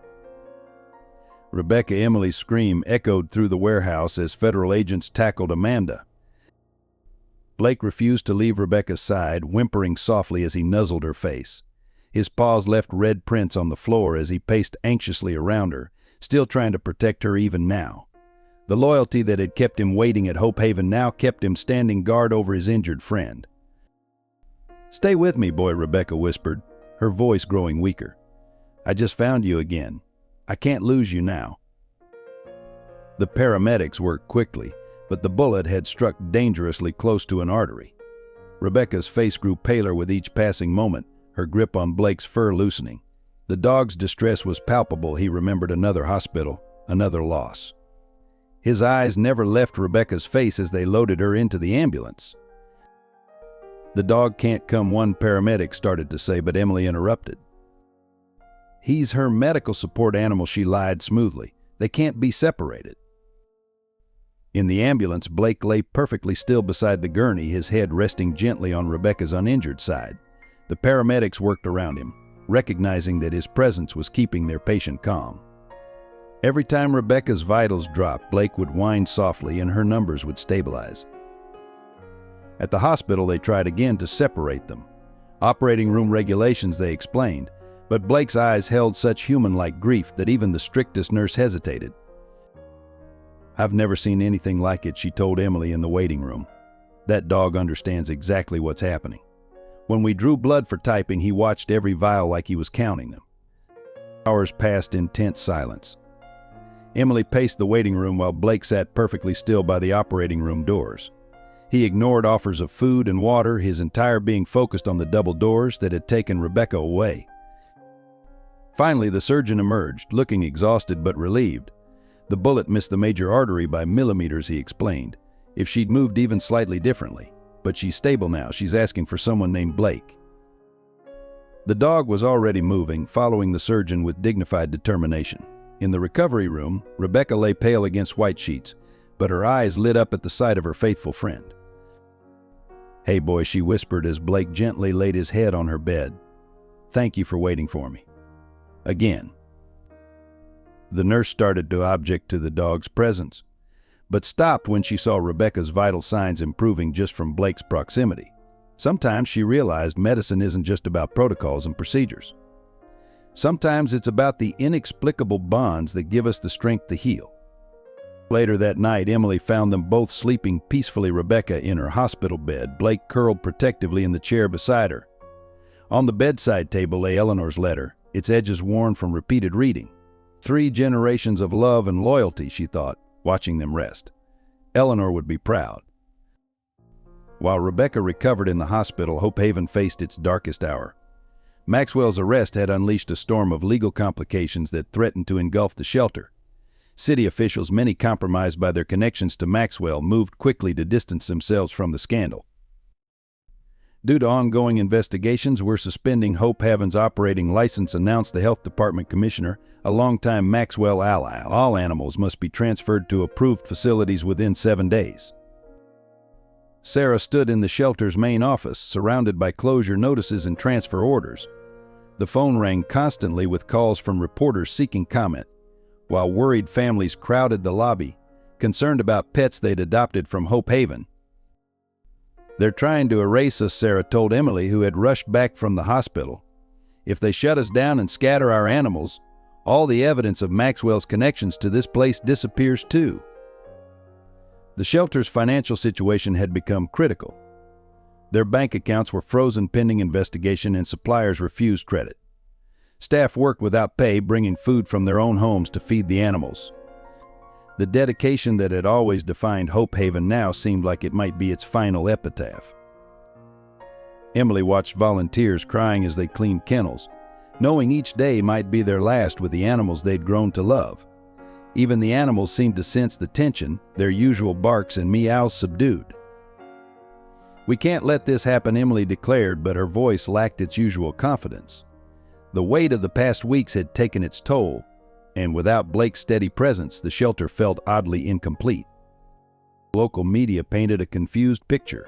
Some outlets portrayed Hope Haven as victims of Maxwell's corruption, while others suggested the shelter had been complicit in his schemes. The truth was drowning in a sea of speculation and political maneuvering. The worst blow came when Animal Control arrived with transfer vehicles. "We're here for the first group," they announced, producing official documents. The Maxwell Center has graciously offered to take them. From the Maxwell Center, Emily exploded. "They're under federal investigation. How can they still have authority to take animals?" But bureaucracy moved slower than revenge. Despite Maxwell's arrest, his organization's infrastructure remained intact, protected by layers of corporate shields and political connections. While the head of the snake had been cut off, its body still thrashed dangerously. In the kennels, the animals grew restless, picking up on their caretaker's distress. Old Max, the three-legged German shepherd, howled mournfully as his kennel mates were led away one by one. Lucy, the blind cat, hid in her favorite corner, refusing to come out even for food. Sarah worked frantically, calling in favors from other independent shelters, trying to place animals anywhere but the Maxwell Center. But most facilities were already overcrowded, and few wanted to risk becoming entangled in the growing controversy. "Maybe we should have taken Maxwell's offer months ago," one volunteer said quietly, watching another transport van pull away. "At least then we could have fought from the inside." Emily shook her head, remembering Rebecca's words about compromise and corruption. That's what Maxwell counted on: good people giving in because fighting seemed impossible. But some things are worth fighting for, even when you know you might lose. As the sun set on what might be Hope Haven's final week, Emily stood in the now half-empty shelter, surrounded by the echoes of absent barks and meows. On her desk lay Rebecca's hospital update. She was recovering, but slowly. Blake hadn't left her side. "We need a miracle," Sarah whispered, turning off lights in newly empty kennels. What they didn't know was that their miracle was already in motion, taking shape in the most unexpected way, born from the very crisis that threatened to destroy them. The community's turn against Hope Haven began subtly but gained momentum with frightening speed. Local businesses that had once proudly displayed the shelter's donation boxes now hurried to remove them. Parents crossed the street to avoid walking past the shelter, pulling their children away as if the controversy might be contagious. "I heard they were working with Maxwell all along," whispered the checkout lady at the local grocery store, loud enough for Emily to hear as she bought supplies with her own money. "Probably getting kickbacks for every dog they sent his way." Social media erupted with former supporters publicly distancing themselves. The shelter's Facebook page filled with angry comments and one-star reviews, many from people who had never even visited Hope Haven. Photos of empty kennels, taken out of context, circulated with captions suggesting animal neglect. "My cousin's friend adopted a dog from them last year," one viral post claimed. "Now we know where it really came from: Maxwell's trafficking ring. They were in on it the whole time." The local newspaper, once friendly to the shelter, now ran daily articles questioning every adoption, every donation, every decision Emily and her team had ever made. The reporter who had championed their cause was mysteriously reassigned, replaced by someone eager to dig up dirt. Even their most loyal volunteers began to waver. Mrs. Peterson, who had baked treats for the animals every Sunday for 10 years, sent a terse email withdrawing her support. The school groups that regularly visited canceled their programs, citing safety concerns. The final blow came during a town council meeting. Emily attended, hoping to appeal for support, but instead found herself facing a hostile crowd. People she'd known for years, people whose pets she had helped save, now looked at her with suspicion and contempt. "How do we know you're not just like Maxwell?" demanded a former donor. "Maybe this whole thing is just a cover-up. Maybe you're all corrupt." Emily stood at the podium, her voice steady despite her breaking heart. "We've saved thousands of animals, given them homes, love, a second chance. How can you forget that so quickly?" But her words fell on deaf ears. The crowd had already decided their narrative, fueled by fear, rumors, and the lingering influence of Maxwell's supporters in local government. Outside the meeting, Emily found her car vandalized, animal abusers scratched into the paint. Sarah arrived the next morning to find corrupted spray painted across the shelter sign. The few animals remaining at Hope Haven sensed the change. They grew quieter, as if trying to make themselves invisible. Old Max stopped greeting visitors, and Lucy retreated further into her corner. "They're scared," Sarah observed, her voice breaking. "They can feel everyone turning against us. Even the strays that used to hang around have gone." Emily stood in the shelter's garden, where Blake had kept his faithful vigil for so long.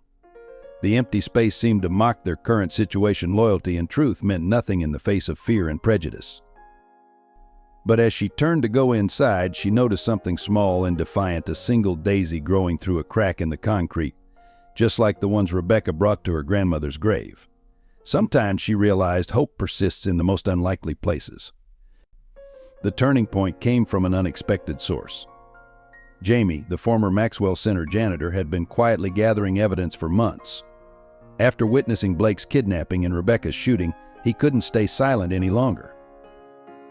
Early one morning, he arrived at Hope Haven with a USB drive and a stack of documents. "I kept copies of everything," he explained to Emily, his hands shaking. "Security footage, financial records, even recordings of Maxwell's meetings. I was just waiting for the right moment." The evidence was damning. Security cameras had captured Maxwell's team processing dogs, breaking their spirits through systematic abuse, then retraining them to be docile using cruel methods. Financial records showed payments to city officials carefully disguised as charitable donations. Most shocking were the emails between Maxwell and Amanda Pierce, detailing their plan to destroy Hope Haven.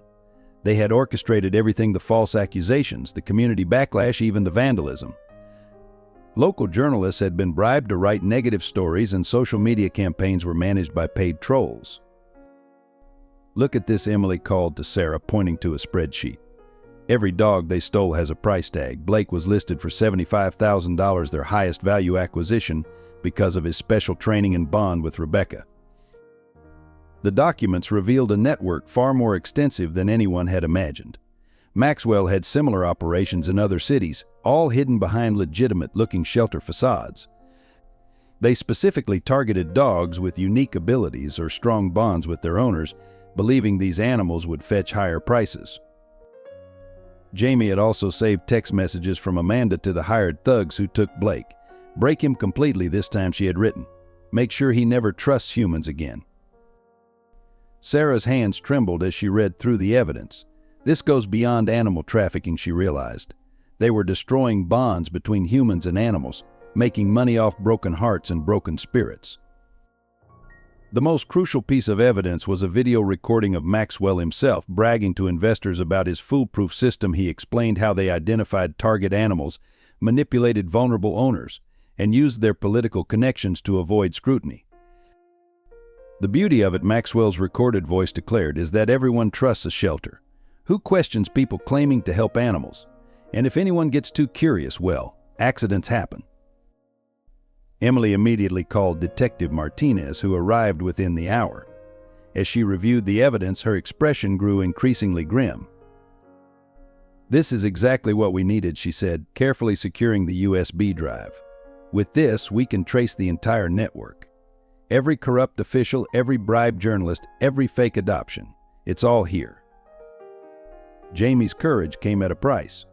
Within hours of turning over the evidence, his apartment was broken into and he received death threats. But Hope Haven's team rallied around him, providing safe housing and protection. "I should have come forward sooner," he told Emily, watching as federal agents began arresting Maxwell's remaining associates. "But I was scared. Then I saw Blake fighting back, saw Rebecca willing to die to protect him, and I realized some things are worth being brave for." The evidence spread quickly through official channels. Local news stations, now free from Maxwell's influence, began running exposes. Social media exploded with the truth, as former Maxwell Center employees came forward with their own stories. Emily sat in her office, watching the story unfold on multiple screens. Each new revelation vindicated Hope Haven's stance, proved their integrity in the face of corruption. But the victory felt incomplete without Blake's steady presence at the gate. In the hospital, Rebecca watched the same news coverage, her hand buried in Blake's fur. "They didn't break you," she whispered to him. "You stayed true to who you are, and that's what brought everything into the light." The reading of Eleanor Harper's will took place in a small law office 2 weeks after Rebecca's release from the hospital. Blake sat quietly at her feet as Mr. Winters, Eleanor's longtime attorney, opened a weathered envelope. "Your grandmother made some significant changes to her will in her final weeks," he explained, adjusting his reading glasses. Changes that, in light of recent events, seem remarkably prescient. Eleanor had done more than just save evidence against Maxwell. She had been planning for the future, orchestrating one final act of love that would change everything. "To my beloved granddaughter Rebecca, Mr. Winters read, I leave not just my earthly possessions, but a dream I've held close for many years. Our family home and its surrounding 5 acres are to be converted into an animal sanctuary specializing in rehabilitation for traumatized animals and reuniting lost pets with their families." Rebecca gasped as Mr. Winters continued. Eleanor had secretly sold her valuable stock portfolio months ago, reinvesting everything in a trust designated for the sanctuary's operation. She had also reached out to her old college friends, securing pledges for ongoing support. The Harper House Sanctuary, the will specified, will stand as a testament to the unbreakable bonds between humans and animals. Like Blake, who never lost faith, it will be a place where broken spirits heal and lost souls find their way home. But Eleanor's foresight went even further. She had initiated the paperwork for nonprofit status, arranged for necessary zoning changes, and even drawn up preliminary renovation plans. Her final months, which Rebecca thought had been consumed by illness, had actually been filled with purpose. "Your grandmother was quite determined," Mr. Winters smiled, producing more documents.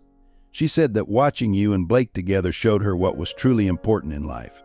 She wanted to create a place where such bonds could be protected and nurtured. The trust contained enough funding for initial renovations and 2 years of operating costs.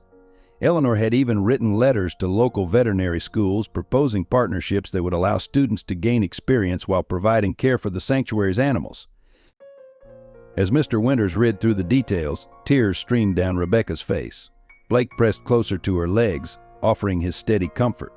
Even now, he seemed to understand the magnitude of Eleanor's gift. "There's one more thing," Mr. Winters said, reaching into his desk. He pulled out an old photo album Rebecca had never seen before. Inside were pictures of Eleanor as a young woman, working at a small animal clinic. "Your grandmother never told you, but she gave up her own veterinary dreams to care for her family. She wanted to ensure you wouldn't have to make the same sacrifice." The album also contained architectural sketches of the sanctuary, drawn in Eleanor's careful hand during her hospital stays. She had envisioned sunny rooms for recovering animals, peaceful gardens for therapy sessions, and a special memorial garden where people could remember their lost pets. "She left a personal note about that garden," Mr. Winters added softly. "She said it should include a statue of a small, faithful dog who never gave up, a reminder that love knows no boundaries." Rebecca looked down at Blake, who gazed back with those wise, understanding eyes. Everything had come full circle. The house where she and Blake had first bonded, where Eleanor had watched their relationship bloom, would now become a sanctuary for other animals in need. "One last thing," Mr. Winters said, pulling out a final envelope.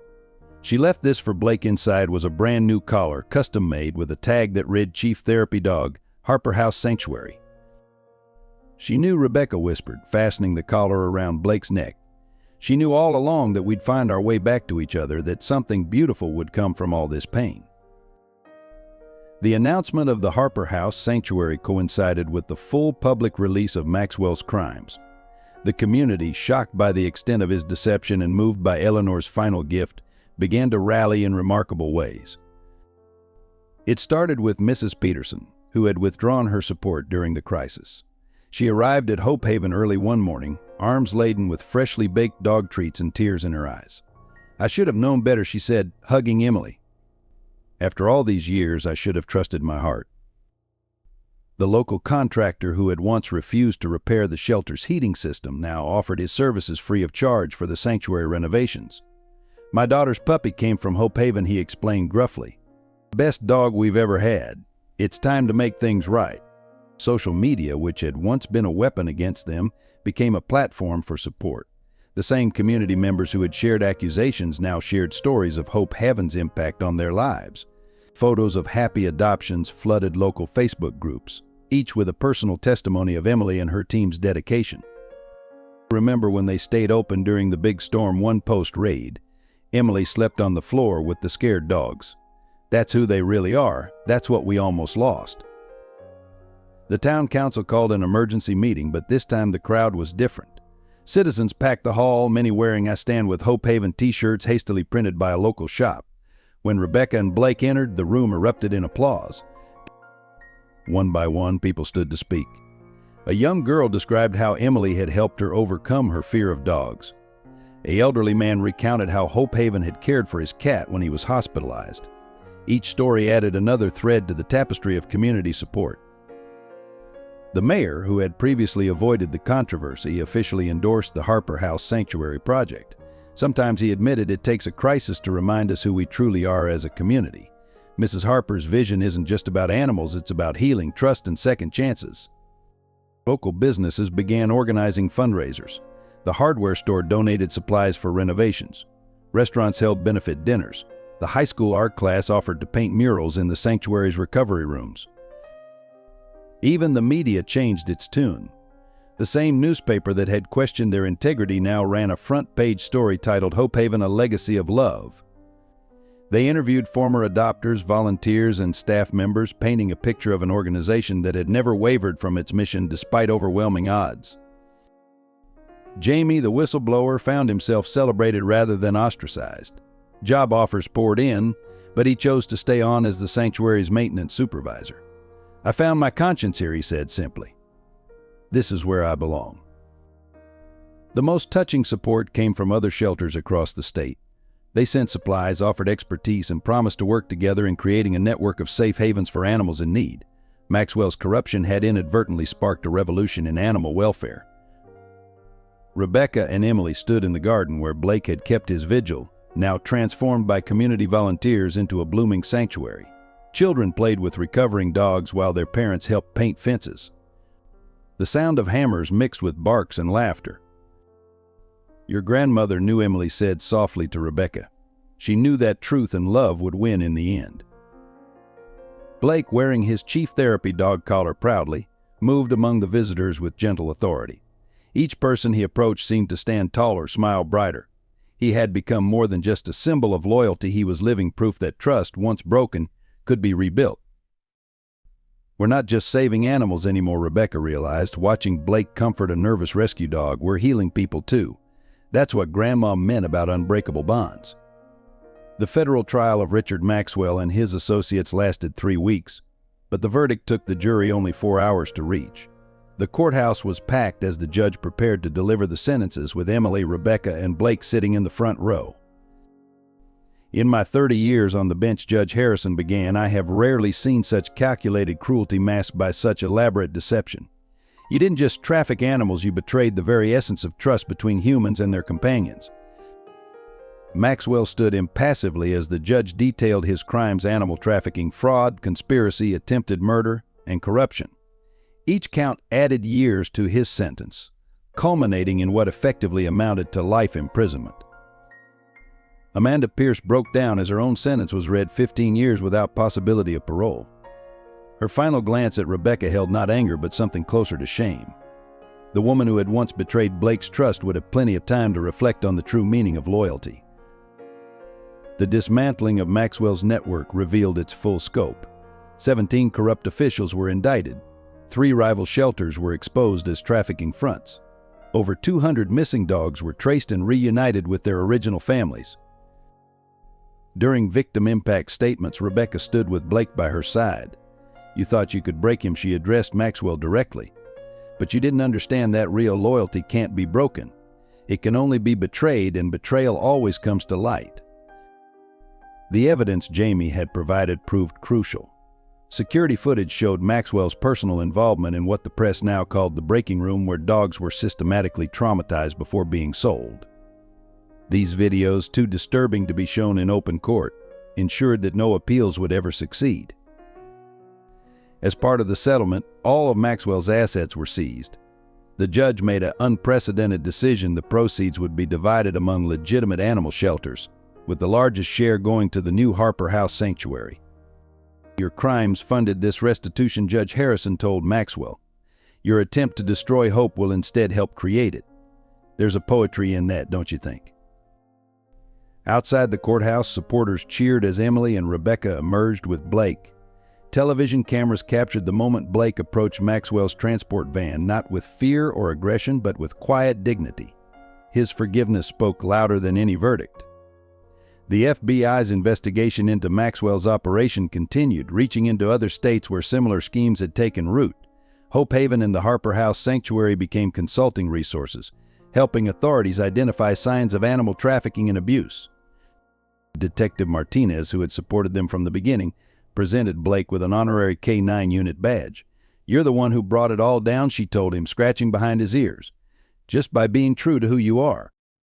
The Maxwell Center's gleaming building was converted into a veterinary teaching hospital, its dark history transformed into a place of healing. Rebecca was offered a position there, completing her veterinary degree while helping rehabilitate traumatized animals.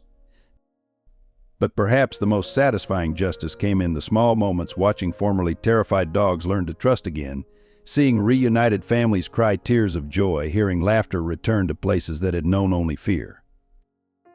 Emily kept Maxwell's sentencing document framed in her office, not as a trophy but as a reminder. Sometimes she would tell new volunteers, "The worst darkness leads us to the brightest light." Blake, who had started it all with his unwavering faith, continued his daily rounds at the sanctuary. But now, instead of waiting alone at a gate, he led others toward healing, his gentle spirit showing both humans and animals that after every betrayal, trust can bloom again. Rebecca's recovery from the shooting was both physical and spiritual, mirroring the transformation of Hope Haven itself. Her rehabilitation sessions took place in the sanctuary's garden, where Blake would guide her through gentle exercises, his presence more healing than any medicine. The merger of Hope Haven and Harper House Sanctuary created something entirely new. Emily took charge of daily operations, while Rebecca, once fully recovered, became the resident veterinarian, finally completing her dream. Their partnership proved remarkable, Emily's organizational skills complementing Rebecca's medical expertise. "Grandma would love this," Rebecca remarked one morning, watching Emily coordinate a team of volunteers. The shelter had grown beyond anyone's expectations. New kennels featured comfortable beds and play areas. The medical facility rivaled private clinics. Most importantly, every animal received individual attention and care. The sanctuary specialized in cases other shelters found challenging. Traumatized dogs from fighting rings learned to wag their tails again. Abandoned cats rediscovered trust. Each success story seemed to heal something in the staff and volunteers as well. Blake emerged as the heart of their operation. His intuition for identifying animals in emotional distress proved uncanny. He would sit quietly with new arrivals, showing them through example that humans could be trusted again. Other shelters began sending their most difficult cases, knowing that Blake's method often succeeded where traditional approaches failed. Rebecca's wound healed, leaving a scar that she came to view with pride. It's a reminder, she told new volunteers, that some things are worth fighting for, worth getting hurt for. Love isn't about staying safe, it's about staying true. The sanctuary's reputation grew. Veterinary students competed for internships, eager to learn about emotional rehabilitation alongside medical treatment. Rebecca developed new protocols for treating traumatized animals, her methods published in professional journals. Emily expanded their community outreach, creating programs that brought together troubled teens and rescued animals. The healing went both ways, young people finding purpose in helping creatures who understood their pain, while the animals blossomed under their care. The facility's success attracted attention from animal welfare organizations worldwide. Delegations visited to study their methods, particularly their emphasis on emotional healing alongside physical rehabilitation. What had begun as one grandmother's dream was becoming a model for shelters everywhere. Financial stability came from unexpected sources. Local businesses sponsored kennels. A pet food company provided lifetime supplies for all residents. But the most touching donations were the small ones, children emptying piggy banks, elderly people contributing what they could spare, each gift a testament to community trust restored. Sarah, now the sanctuary's head trainer, developed innovative programs pairing senior citizens with older animals. Wisdom recognizes wisdom, she would say, watching elderly dogs gentle their pace to match their mature companions. The sanctuary's memorial garden, centered around a bronze statue of Blake, became a place of healing for people who had lost beloved pets. Rebecca often found visitors sitting quietly among the flowers, sharing stories with the statue as if Blake himself were listening. Jamie's maintenance skills transformed the grounds into a haven of natural beauty. Walking paths wound through native gardens where cats sunned themselves.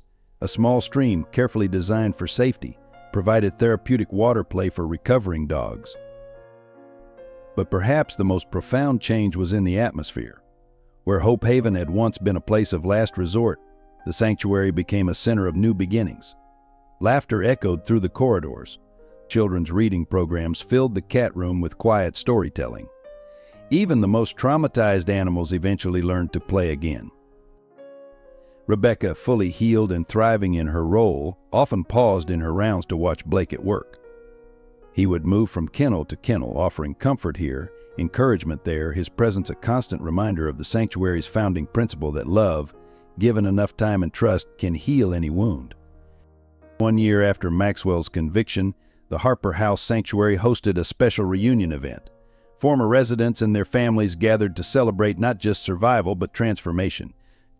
The garden bloomed with Eleanor's favorite daisies, and Blake, wearing his therapy dog vest, greeted each arrival with dignified joy. Rebecca stood at the podium, her grandmother's locket around her neck, Blake faithfully by her side.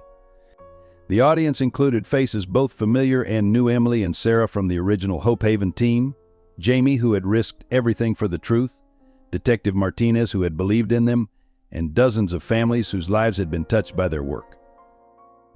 A year ago, Rebecca began, her hand resting on Blake's head. I thought I had lost everything: my grandmother, my dreams, and most painfully, my faithful friend here. But what seemed like endings were really beginnings in disguise. She shared the story of Blake's unwavering loyalty, his patient vigil at Hope Haven, and how his steadfast love had not only reunited them but exposed a darkness that needed to be brought to light. Blake taught us that true loyalty isn't blind, she explained. It sees clearly and loves anyway. Emily spoke next about the power of community and second chances. Every animal here has a story of resilience, she said. But more importantly, they have a future filled with possibility. That's what Eleanor Harper understood, that healing is just another word for hope. The ceremony culminated in a special moment, the unveiling of Eleanor's memorial bench in the garden. The inscription read, "Where love leads, hope follows." As Rebecca pulled away the covering, Blake placed a single daisy at its base, a gesture so human-like that many eyes filled with tears. But the most powerful part of the day came during the informal gatherings afterward. Families shared stories of healing and renewal. A formerly aggressive dog, now a gentle therapy companion. A traumatized cat who had learned to purr again. Each story a testament to the sanctuary's mission. "Your grandmother was right," Emily told Rebecca as they watched Blake guide a nervous new arrival through the garden. "This place isn't just about saving animals. It's about believing in the power of unconditional love." As the sun set on the celebration, Rebecca found herself in the quiet of the memorial garden. Blake lay at her feet, his eyes reflecting the same steadfast devotion that had brought them through their darkest times. "We did it, Grandma," she whispered, touching the locket. "We created something beautiful from all that pain, and we're just getting started." The sanctuary's gates remained open as twilight deepened, a warm light spilling out to welcome any soul in need of healing.